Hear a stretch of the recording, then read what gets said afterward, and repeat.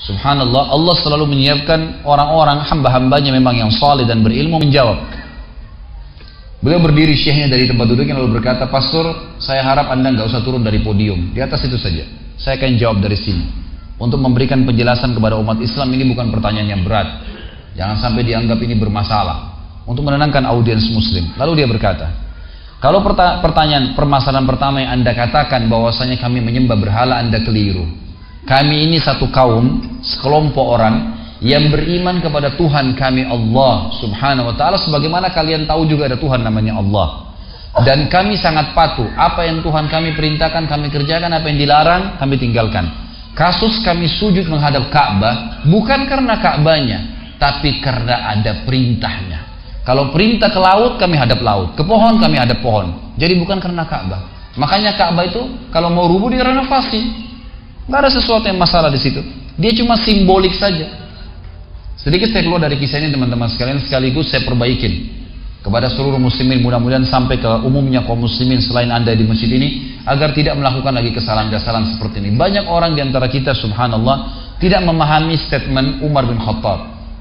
Umar bin Khattab radhiyallahu anhu pernah di zaman khilafahnya beliau, karena orangnya tinggi besar sampai dikatakan dalam cirinya kalau duduk di atas kuda kakinya hampir sampai di tanah, gitu kan.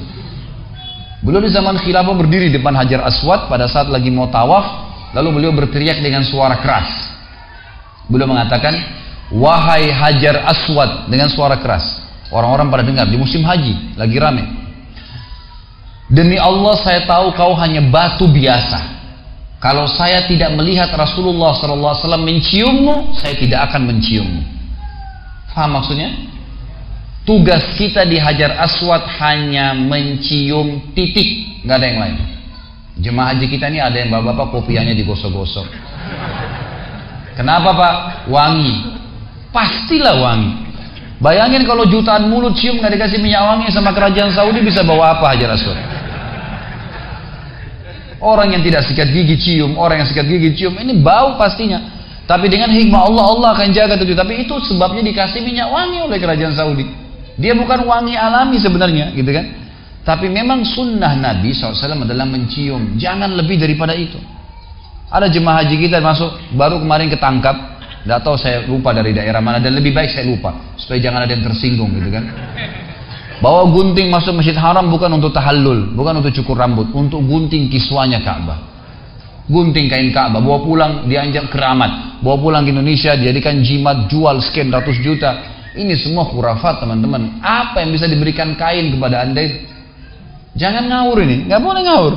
Kiswa itu dibuat oleh kerajaan Saudi dan tempatnya ada. Anda kalau lagi umrah atau haji, coba minta kepada mutawifnya, tolong antarin saya di mana pembuatan kiswa. Ditunjukin nanti. Tiap tahun diganti untuk memperindah. Dan di zaman Nabi SAW sudah ada kiswa dibuat oleh orang-orang kafir Quraisy. Dan Nabi SAW tidak tegur, gitu kan? Maka dibiarkan juga oleh para khulafaur rasyidin, dan sekarang dibiarkan juga oleh kaum muslimin. Tapi itu untuk memperindah Ka'bah, tidak ada hubungannya sama sekali. Maka kita harus paham masalah ini ya.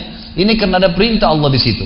Sama juga waktu kami masih mahasiswa di Madinah, seringkali waktu saya masih di sana tentunya di musim haji, kadang-kadang kami diminta untuk menjaga kuburan Nabi SAW. Berdiri depan kuburan Nabi, lalu jaga-jaga. Ingatkan jemaah Indonesia, jemaah Malaysia yang mengerti bahasa Indonesia lah. Bahasa Melayu juga mereka umumnya orang-orang Melayu bisa mengerti. Maka kami ingatkan, bapak-bapak di sini cuma salam kepada Nabi SAW, tidak lebih daripada itu. Kalau berdoa jangan di kuburan Nabi, berdoa menghadap kiblat. Karena kuburan Nabi SAW kalau kita berikan salam membelakangi kiblat, suruh hadap kiblat, gitu kan. Kadang-kadang subhanallah kalau kita lalai sedikit, ada yang gosok-gosok surbannya, kopinya di kuburannya Nabi, di rumahnya Nabi. Ada yang lebih parah, ngirim surat ke Nabi. Oh iya. Mungkin Anda bingung kok bagaimana caranya. Jadi lubang kuburannya Nabi SAW itu dilempar kertas. Kalau kita lagi lalai sedikit. Selesai musim haji dibersihin kuburan Nabi SAW. Ditemukan kertas bahasa Indonesia, bahasa Urdu, bahasa Inggris, bahasa Arab. Isinya apa? Ya Rasulullah, ya sembuhkan penyakit saya. Ya Rasulullah, mudahin jodoh saya. Ya Rasulullah, mudahin usaha saya. Ini semua istighatsah bi ghairillah. Minta tolong kepada selain Allah ini. Gimana caranya? Saya sangat yakin kalau Nabi SAW hidup pasti Nabi SAW tegur. Karena beliau berkata kepada sepupunya sendiri, Ibnu Abbas radhiyallahu anhu, "Wahai anak kecil, kalau kau minta tolong hanya minta tolong kepada Allah. Wahai anak kecil, kalau kau punya hajat hanya sampaikan kepada Allah. Dan ketahuilah kalau satu kaum ingin menyusahkanmu, maka kau tidak akan ditimpa kesusahan kecuali yang telah Allah catatkan untukmu. Dan kalau satu kaum ingin memberikan kepadamu manfaat, tidak akan sampai padamu kecuali yang telah Allah catatkan untukmu. Telah dicatat semua di Lauhil Mahfuz, pulpen yang dipakai menulis sudah diangkat dan buku sudah ditutup, sudah selesai, kering tintanya, nggak bisa lagi berubah takdir itu. Jadi nggak mungkin Nabi SAW memerintahkan kita untuk itu. Para sahabat tidak pernah minta-minta di kuburan Nabi SAW, tapi begitulah manusia, kadang-kadang tidak paham, gitu kan. Nah ini sama halnya tadi dengan itu. Kita harus paham teman-teman sekalian, bahwasanya Ka'bah hanya tempat tawaf. Kita muliakan, sucikan tempat itu, tapi jangan ditambah-tambah, jangan banyak embel-embelnya, gitu kan. Ini nggak boleh teman-teman sekalian, gitu kan. Jadi harus hati-hati, kita harus ikutkan dengan sesuai dengan syariat Nabi SAW. Baik, kembali kepada badan tadi. Maka kata syekhnya, kalau Ka'bah kami tidak sembah, hanya karena ada perintah Tuhan kami ke situ maka kami kerjakan. Kalau perintah Tuhan kami ke laut, kami ke laut. Kalau ke pohon, kami ke pohon. Tapi karena Ka'bah, kami hadap Ka'bah semua.